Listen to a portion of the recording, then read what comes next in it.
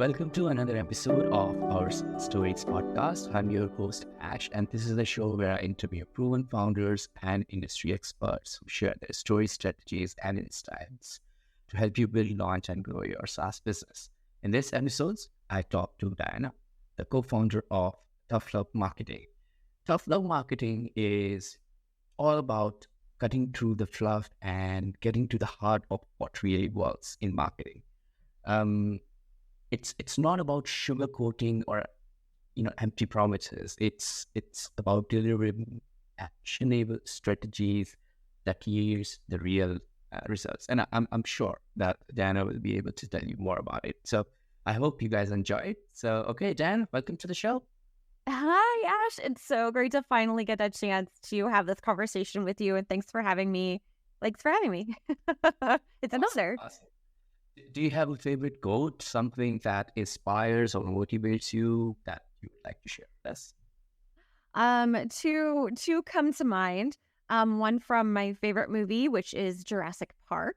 And I love the line, "Life will find a way," because that just is so true in lots of aspects of life, but particularly in marketing too. Marketing will find a way, but you have to figure it out. It's not always the conventional way.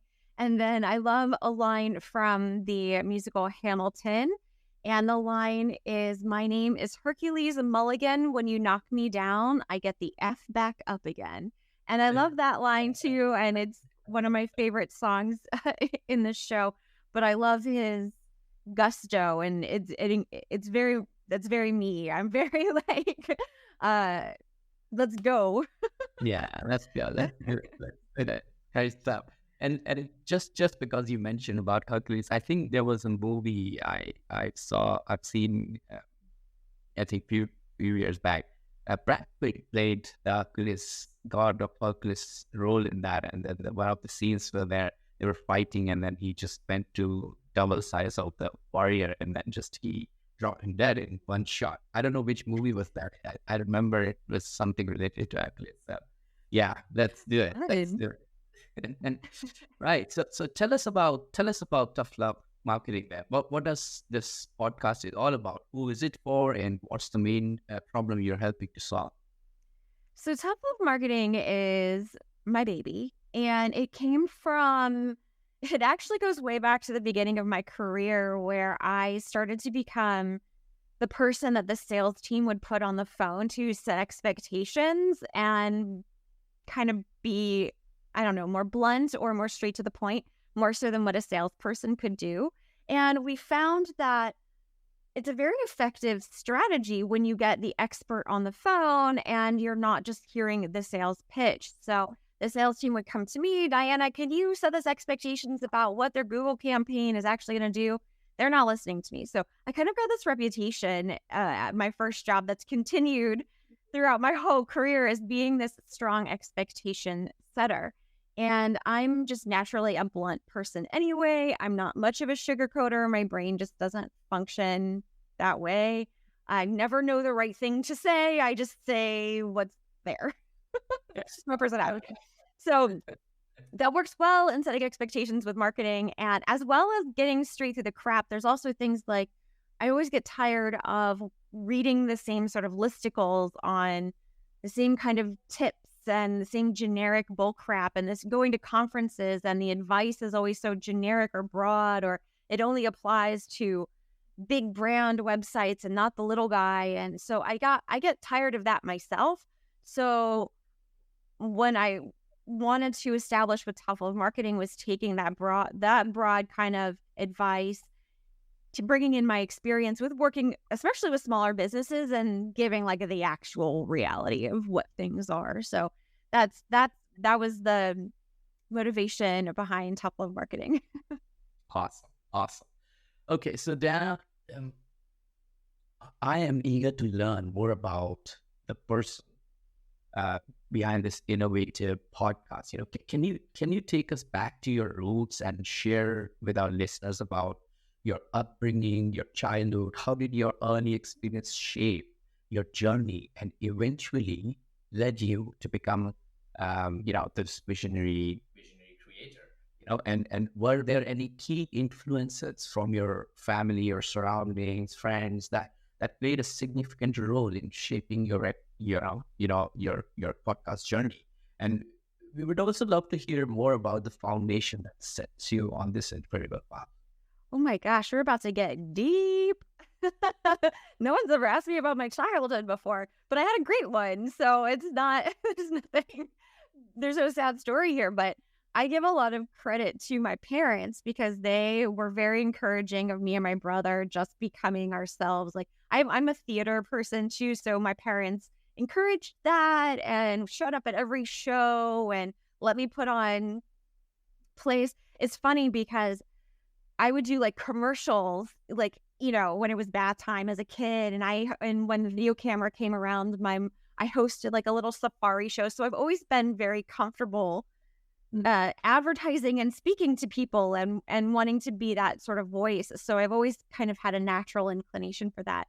But I always joke that I blame my mother for my career because when I was right around that age, around stopping believing in Santa Claus, my mom said that Santa Claus had to be real because he had a website.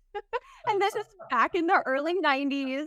And websites were for things like Coca-Cola and, big brands and things like that. So if Santa had a website, then he had to be legit. And it fostered at least I think 2 more years of me believing in Santa Claus. But I always go back to that story because now I've worked with websites and online, for almost 20 years. So I credit my mother. But my dad was a radio DJ. So he was on the radio but he wrote a lot of advertising copy. And he also was on the road and did shows and would broadcast live. And I grew up with hearing him in commercials. So then I also just kind of had this natural childhood of advertising in my bones. And so I knew I wanted to do some form of advertising when I got to college and was choosing my path.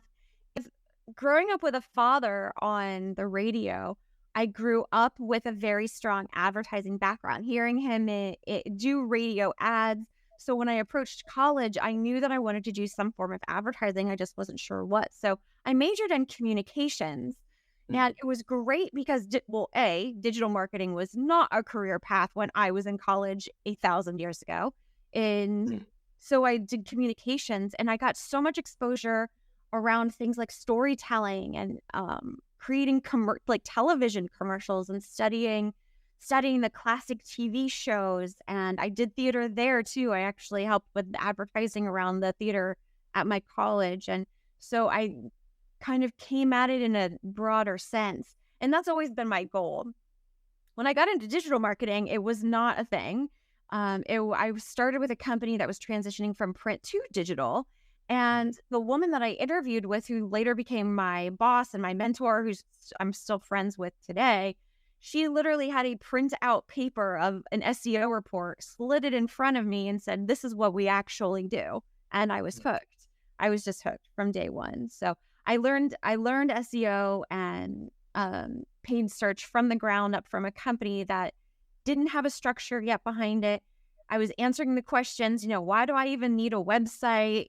Because this is in the early 2000s. And then I've been able to see this digital marketing world evolve over the last 20 years. And then circling back to what your podcast is about, being around SaaS, well, I finally got to be ingrained in SaaS digital marketing too over the last 3 years with my last position at SEMrush. And life will find a way. Your career finds a way. So everything has led up kind of to this moment and to tough love marketing and to becoming a coach and a consultant and things like that. So it's funny how your life, as hard and annoying as it might be, sometimes puts you on a path for moments like this. So, and you would be surprised that if you think about, or when you'll be listening to this podcast back again, you will see, while you're driving somewhere and you're listening to the podcast, oh, that's actually is correct. My childhood actually shaped my career. Because it has happened with a lot of people. It Then does. It's fascinating. yeah, it's so obvious, but it's so neglected. Nobody cares about it, but it actually does affect a lot. So let's talk about where the story began. Where did the idea of tough love marketing came from? What was the trigger? The trigger was I've always wanted to elevate my career to be a public speaker. I also love educating. I'm very comfortable public speaking, and I have a voice and I have a fun approach, and I like that part of my personality. And I got a nice start on that, little segment of my career at my job before SEMrush. I worked for a brand agency in Virginia called Red Chalk Studios. And we finally started attending conferences. And then COVID hit and conferences shut down. And then I moved to SEMrush. And SEMrush was a flood of opportunity because they hired me specifically because I could speak like the SEO language and I was good with people and I'm a great communicator and things like that. And I say that all humbly, but our characteristics, I'm quite proud of myself. And then as my career and role changed in SEMrush, that kind of took a back seat, the public speaking, and it became more back to the marketing, back to strategy and ideation and campaign management. But I still had that piece in me that wanted to talk to marketers and talk to people who are trying to do marketing themselves. And so I started my own. I took it on myself and started Tough Love Marketing first as a YouTube channel. And now I just recently in the last month made it into a podcast. So the YouTube channel and the podcast will be the same episode. There isn't any different. It's just whether you feel like looking at my face or not. Yeah. Yeah. And if you have content, why not repurpose it? Right. And I mean, I'm a total person that goes from YouTube to podcasts. And, I follow this one guy. I love him.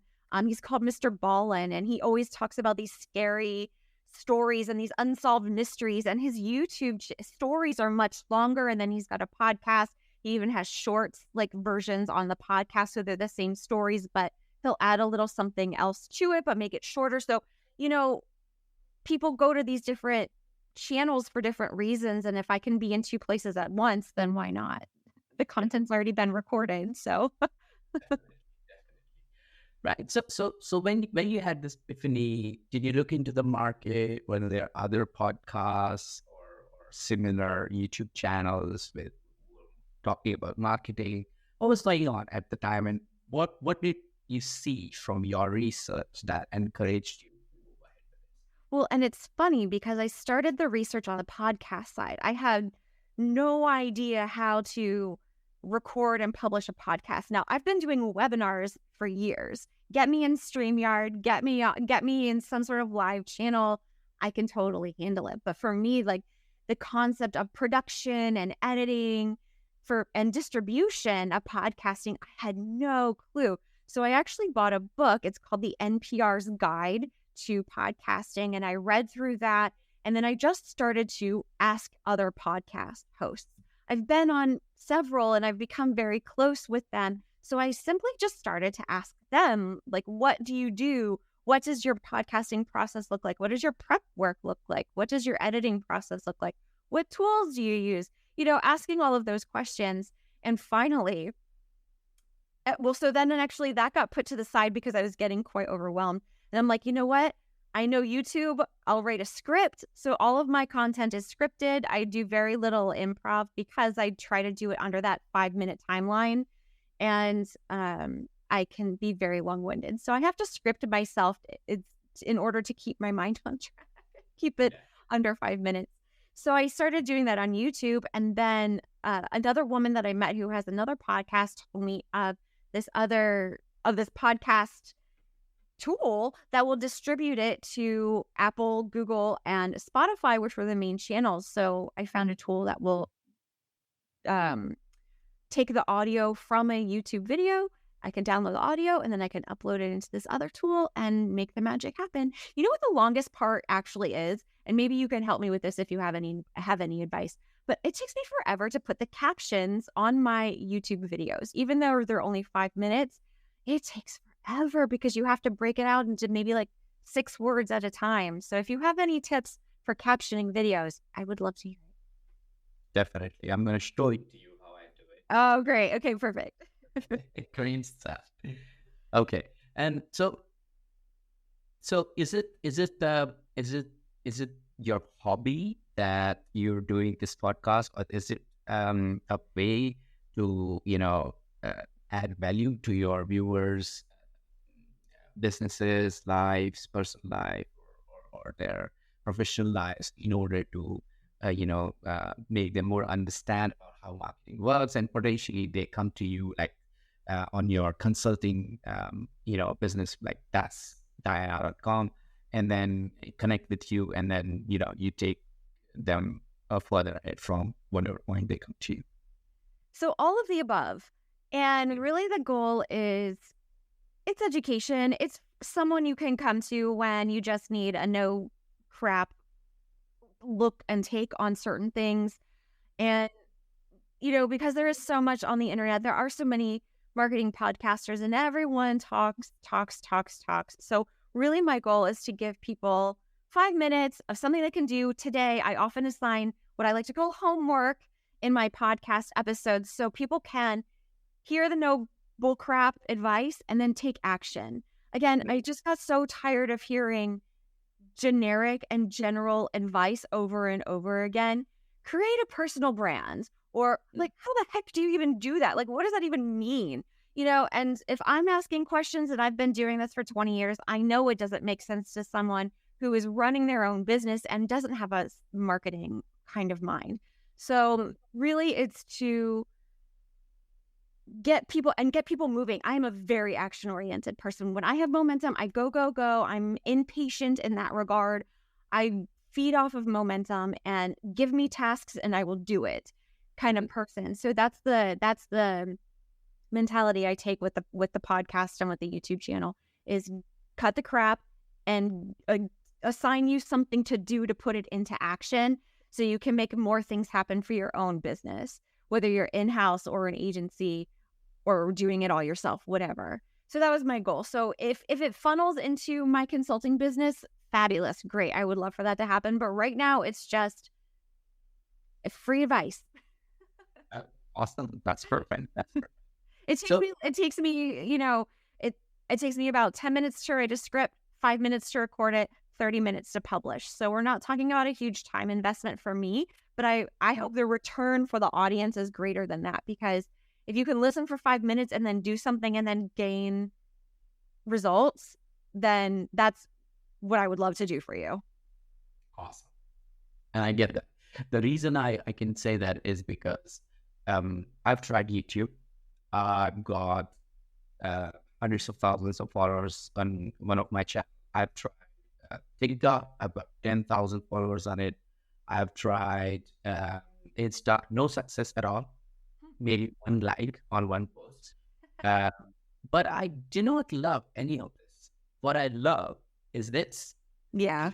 Real people, not in real life, but virtually interact with them, learn from them, with their real life experiences, and then potentially spread the story across the world, because this is real. This is what I enjoy. And that's why I put literally zero effort in marketing. You might see on the YouTube channel where I publish these podcasts, I literally do nothing. I never even ask my viewers or listeners to subscribe to it, because I know this is not for subscription. This is for me. I love it. I love doing it. So that's why it's fun, and that's why I've never stopping. I have already finished season 1, and this you are in season 2. So at the end of the year, I'll be finishing like season 4 or 5. And that nice. Great stuff. So can you share? Okay, so tell us more about this consulting service you provide, because what I would like to give my listeners is some tangible advice from your side in terms of marketing. I mean, they will be listening to this podcast with an explanation that, okay, there's a marketing strategist on the podcast who will be giving us some tips.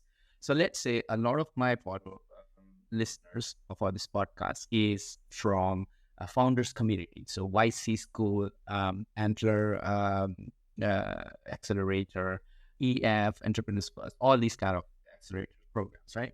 And these startup founders either come from their niches, for example, a finance background, marketing background, operations background, whatever background they come from, or they're techies. So their product, their platform, this kind of thing.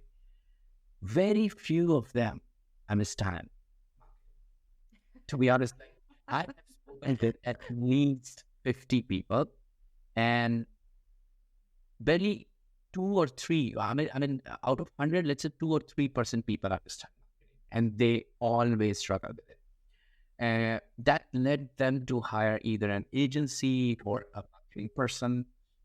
So, what is the strategy, especially the SaaS founders should use before launching their product and after launching their product? So let's split it into 2 parts. Okay. Before launching the product is where a lot of the hard work comes in. First of all, one expectation that I do want to set is that marketing in any niche, SaaS or otherwise, does not open a floodgate of results. There's no pedal to the metal go and you're up to 60 or 100 miles an hour. It does not work like that. It is a lot of work on the back end to push things out, have time go by, adjust, experiment for all of that stuff, momentum, which is one of my favorite words, to come back in. So regardless of your niche, just set your expectations. For SaaS specifically, the marketing channels, it's very interesting because SaaS can be B2B or B2C or B2D, like self-serve, so to customers or to businesses. So the very first thing to do before you even launch any sort of marketing is to understand your audience. And if you have audience in all 3 of those categories, you're going to have to dig deeper into those. So all good marketing starts with a quality, realistic, and personal understanding of your audience, because that's going to lead to the marketing channels that you use, the messaging that you choose, the calls to action, special offers, discounts, all sorts of things are going to come together, but start with knowing your audience. And I don't mean knowing your audience meaning Ash is a male who lives in Surrey and has an apartment and like Steve Jobs. Okay. Like that is not knowing your audience personally. Knowing your audience personally is knowing that, yes, they are interested in your software. They somehow have a life around your software, but what else do they freaking do? Do they love movies? Do they love sci-fi movies? Do they prefer cats over dogs? Do they drink coffee? Are they allergic to milk? Like literally knowing those things, because you have to come up with, and it's going to be a broad persona of a group of people, but you have to know them specifically. Do they like not want Starbucks? They want to do like local. Do they shop local? Things like that all affect your messaging and your targeting. When you get into things like Meta, you can target based on that. When you get into targeting like YouTube, you have to understand these people. From there, start there, spend your time and hire an agency, because there are agencies that do specialize in audience persona creation. They'll have the market research tools. They'll have the trending data. They'll have the benchmarking data.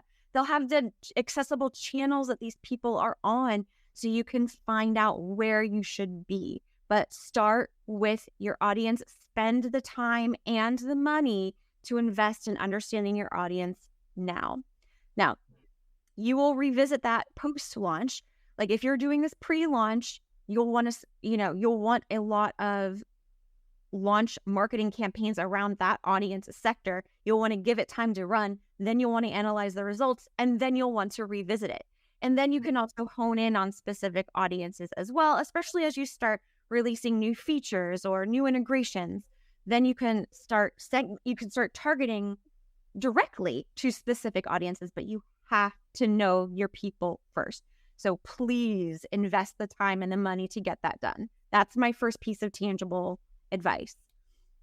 Awesome. So you have to focus on your ideal customer profile. Not just your ideal, but who is actually using the product. Because there are oftentimes a disconnect, especially when we're talking about co-founders and founders and people who aren't in the weeds or on the street interacting with the customers, because you do get, once you're up at that level of a company, there is a little bit of disconnect between you and the actual person using your software.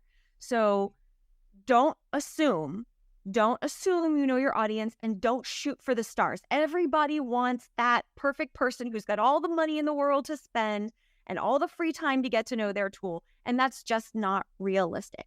So start with the people that actually use your tools and build on their engagement, their personas, and build out from there. But start who you know and who you can analyze now, and build out from there. Awesome. Okay. Those people, sorry, one last thing, because those people who are using your tool now can become power users and then advocates for you, and then get you in front of their audience. And that's how you kind of get pushed out into their world as well. So focus on the current people who are already liking and investing in your software. And if you don't have any of those people, ask your mom. Just kidding. Okay. No, I know. I have read that book, Mom's Test, so I understand that.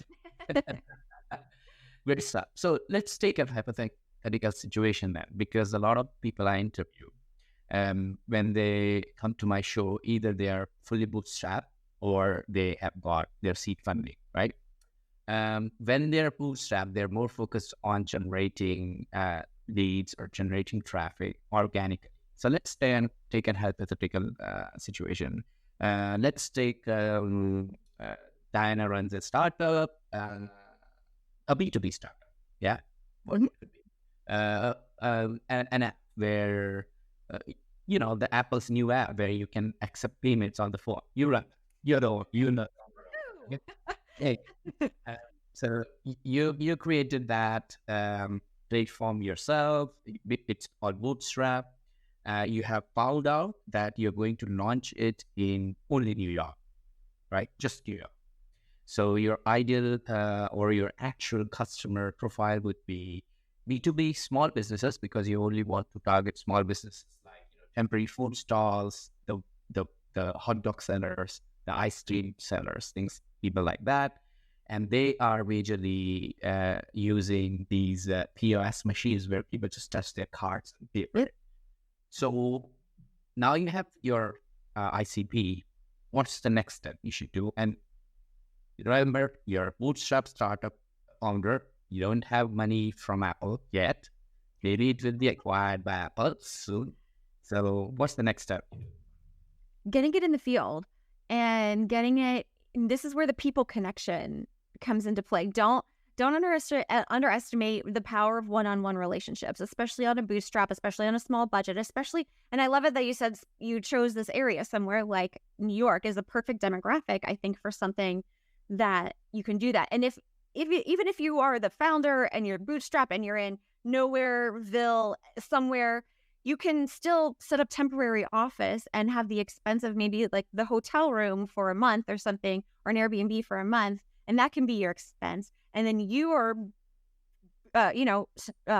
shoes to the street, walking with vendors. If this is B2B, maybe you're the ice cream creator and you're on a delivery to the ice cream shop that's going to be selling your ice cream. And you go with that delivery person. So you can show the delivery person and you can show the ice cream shop how this technology works. You're going to have to do this one by one. And then you're going to want to partner with other, maybe something like a podcast or a YouTube influencer who focuses on technology. So then you can have hey, I'll give you my app, or even like I'll give you stock in my app or something. If we can collaborate on 1 or 2 videos on your channel so I can get the word out. So that way, again, you're keeping the budget down, but you yourself are also getting a name for yourself as the co-founder or founder, or whatever your role is in this app's structure. In this industry. And now not only are you building a product awareness one by one, which those people will talk, you can take photos, post it on their Instagram, post it on your Instagram or TikTok or whomever, and start developing a social media presence. But now you're also kind of developing a name for yourself, because you're kind of becoming the face of this product. So it works twofold, and you've spent nothing on Google ads or Facebook ads or TV ads or whatever. You're doing this one by one. And then, that's kind of the definition of bootstrapping it, right? Is the one-on-one relationships. So But if you're doing something like technology and it's portable, like an app, get in the field. Mm.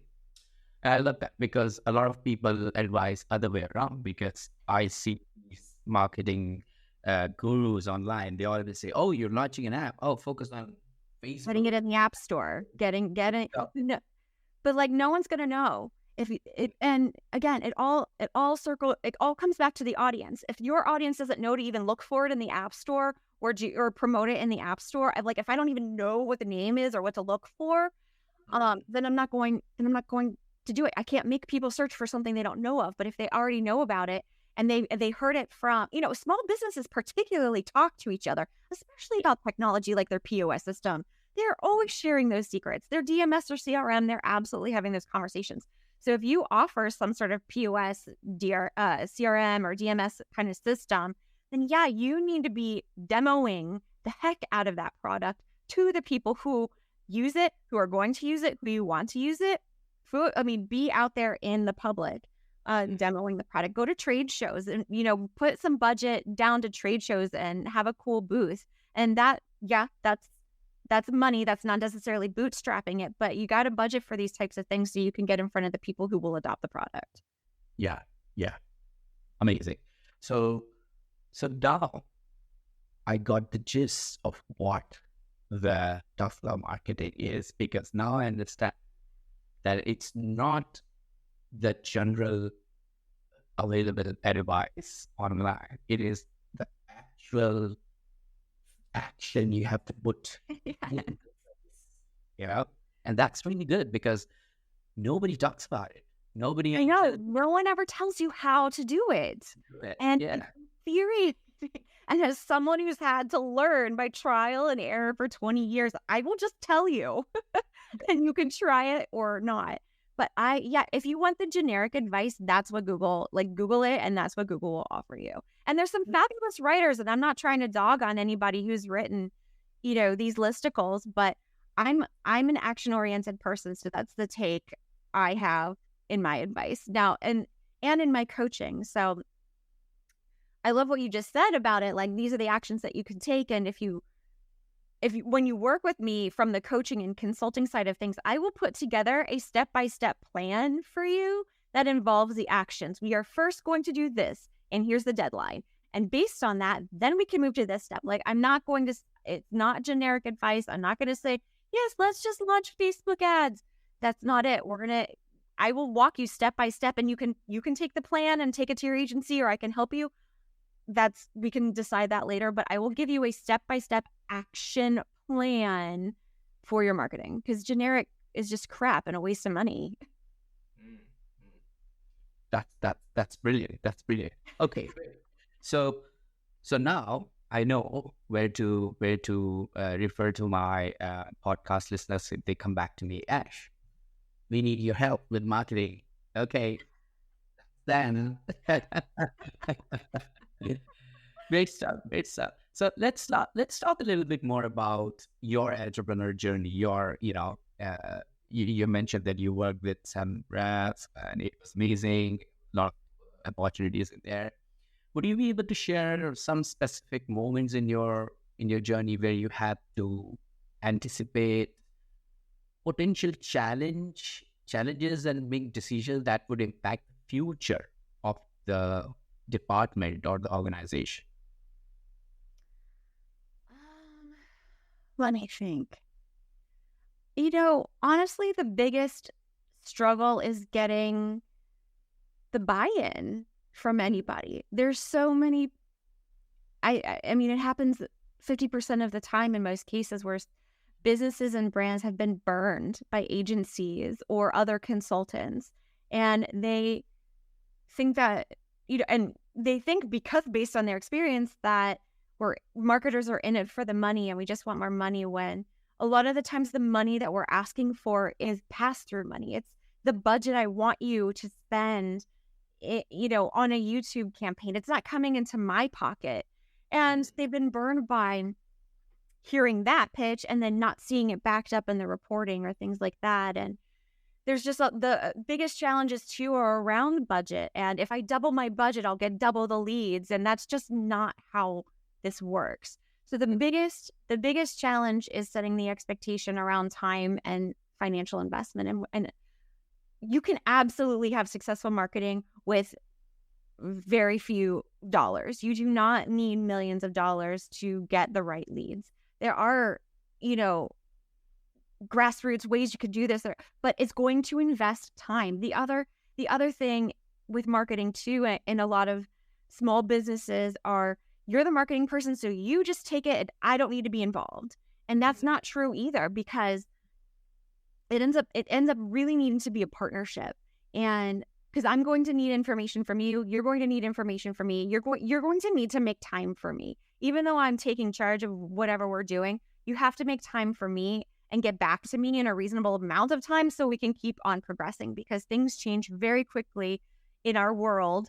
And in order to make the most out of things that are changing, like a pandemic where stuff was shut down literally within days, and people could no longer go to stores, and business had to switch from shopping in person to shopping online if they wanted to stay afloat, you have to be that flexible. So I need you, the business owner, to be in communication with me. I give all of my clients my cell phone number, just like you would your realtor, because things happen in real time across different time zones, and I need you to get back to me in most cases.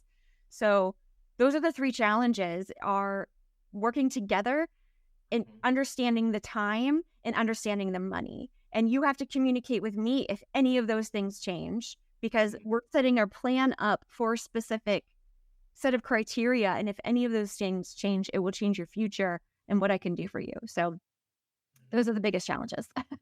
And I could totally relate to the first one. Mostly the businesses say, "Oh, I'm giving you $5,000 for doing marketing for me. That's it. Mhm. The money, it's your job." And they forgot, and they don't even give you time to reflect on the questions or anything. And then you end up being in a place where, "Oh, what should I do with this money? Because I need information. Without information, I wouldn't be able to help you." And this is the very crucial part. If you want a baby to learn how to walk, he has to hold mama's and papa's fingers.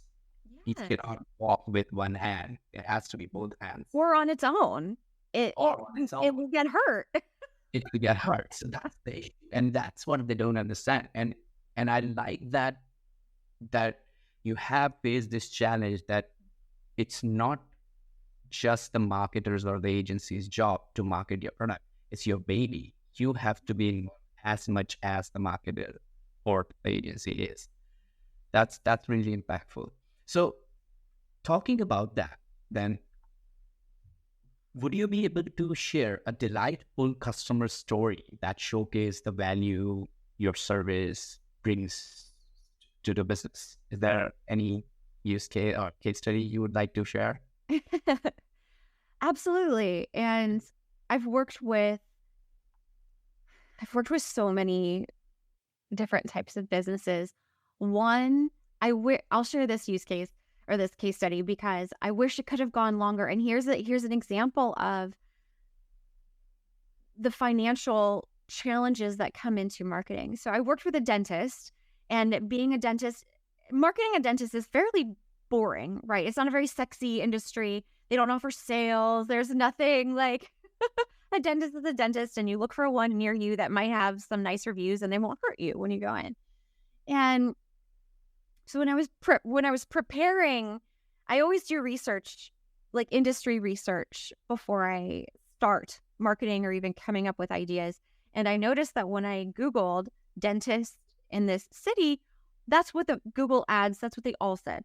Like that was the text in the Google ad, was dentist in Surrey or whatever city this was. And I'm like, that is freaking boring. How am I going to make this dentist, stand out and get their fair share of clicks? So with that in the back of my head, I was digging into their Google Analytics data, and I found out that their About Us page was the most popular page on their website, over and above the homepage, which I'm sure you know, like the homepage is traditionally the most visited page of a website, but not in this case. In this dentist case, it was their About Us page. So that told me that the people interested in this dentist were very curious about the dentist themselves and the staff. So now I combined these two things and I wrote their ads to be more friendly. Hey, my name is so-and-so. Let me be your dentist. Hi, come and meet us. We're going to greet you with a smile. And so the text of these Google ads was way different than the other dentist text ads, but they were friendly. They offered a smile. They offered a greeting as if you were walking straight in the front door. And their click-through rate and their traffic from their tiny Google budget shot through the roof.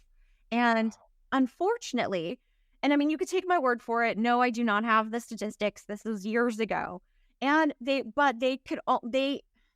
when you do a Google campaign for 1 month, it's not enough time, PS, by the way, and they shut it down after 1 month. I could have done incredible things with that campaign. That could have led into a social media campaign. That could have led into a referral program. But no, they shut it down because money, money, money.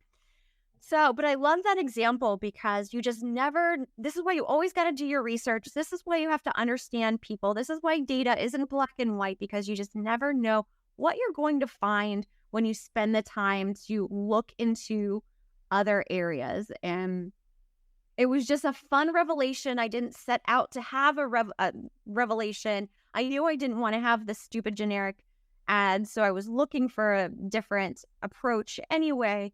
So it's proof that like when you approach your marketing from a customer audience first perspective, it gives you the opportunity to not only understand them differently, but then understand their behaviors and understand what they want from you. And that translates into your marketing campaign. So that was a really fun one. I was super proud of myself for like finding this revelation and creative ads out there. And I was very sad when they only did 1 month, like just 30 days of Google ads with me. It was a bummer.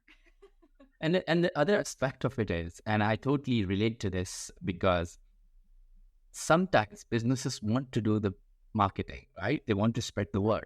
What happens is, if it becomes successful, they're not capable of handling the traffic or the queries, because they never anticipated it that, oh my God, it's going to quadruple or 10 times the current case. And they did not factor in those inquiries. And that scares them. Yeah. You know? But in most cases, there's not a floodgate. In most cases, it is a trickle and build up effect. This was a kind of a perfect positive storm in this instance. I very rarely, as an experienced marketer, have that floodgate where now the client has too much that they can't handle. So I do get that, and it's a good problem to have, but a seasoned marketer should be able to help anticipate something like that, but then it's also not a common scenario to encounter. As much as we wish it would be, everyone wants that problem, and we all want leads yesterday, but it's a trickle effect. It's a build-up effect. It's not a floodgate. So, yeah. I love this story. So as we are heading towards the end of the interview, I would like to know, throughout your journey, experiences, there must have been valuable lessons learned. And if you don't mind sharing, will you reflect on your experience and tell us about one mistake or a setback that you have encountered, along the way that you now consider maybe not a regret, maybe a lesson? And additionally, what advice would you give our listeners based on this experience? Yes, I absolutely have a great example. So another client that I used to work with, and it's a very interesting niche, was a sunflower maze. They were a seasonal business, and every spring they grew sunflowers and then carved out paths so they could invite children and families, and it was a dog-friendly place, and it was great. Very fun audience, very engaged audience. They had a fabulous social media presence and they hired professional photographers, so they really took it upon themselves. I didn't have much influence over that. They understood the power of social media and great photography for their particular business. So one year they hosted a photo contest. So we were doing some user-generated content here, and we encouraged people to visit the farm, go through the maze, take pictures, and then submit them to win some really cool prizes at the end. And it went fabulous. great engagement, terrific photos that the maze can now use forever, tagging people that are now connected to them and following them on social media on a regular basis. It accomplished every single goal and then some that we set out to do. Fast forward about 3 years later, so I'm working currently with a golf cart dealership. Another really fun, engaged audience. It's kind of fleshy. It's exciting because you take golf carts to golf. It's hobbies. It's part of your lifestyle. I just learned that people take golf carts and drop their kids off at school as we're ramping up for, back to school season and things like that here in the US. And so I was like, hey, I had this really great experience with a photo contest and told them about that case study. Why don't we do it for you guys? Your audience will have so much fun decorating their golf carts, showing them off. We'll get the manufacturers involved in promoting the contest. Well, the contest was a complete and total flop. We did not get one single person to sign up for this contest. And we did everything. We promoted it through their email channels, through their manufacturers, through their social media, through personal invites, and not one single person registered for the contest. Now, things like their email, that got a fabulous click-through rate. We were up in the 40s for our open rate and clicking through the link. But for some reason, people were just not interested in spending the time to decorate their golf carts. So the lesson that I have learned and that I want to pass along is that even if you have a successful track record with some sort of really cool tactic, it's not going to work for every business. And experimentation is part of a successful marketing strategy. You have to build in the time. I know I sound like a broken record, and the budget to also experiment. So just keep that in mind. And no matter who you're working with, an agency, a single person, your in-house team, they're going to have a successful track record. That's what's kept them in the marketing field, but that doesn't mean that is always going to translate. So don't be disappointed, just be open to it. And this dealership was completely cool with it. They're still a client. Our relationship is great. They totally understood that this might not work because it was an experiment, and they were fabulous about handling the disappointment. We were all bummed because we put a lot of work into it, but that is how it goes sometimes.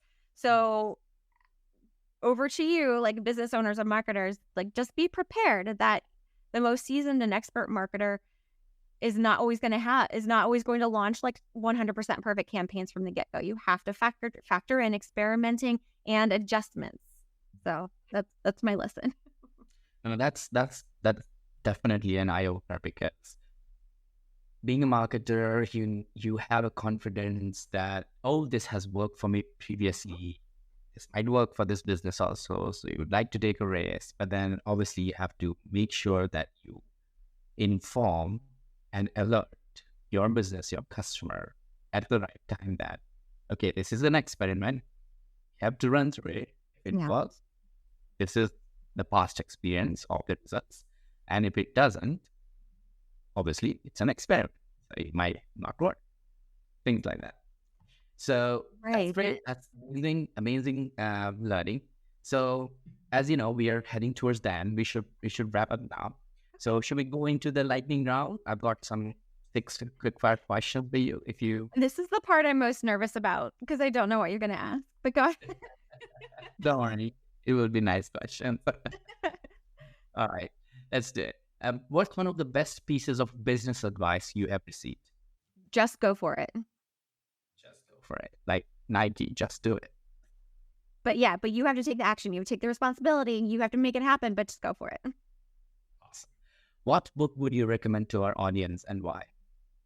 Oh, I wish you had preempted me for this question because I have a fabulous book that I read years ago and I can't even remember the title. But the one that I'm reading now is actually called Creativity.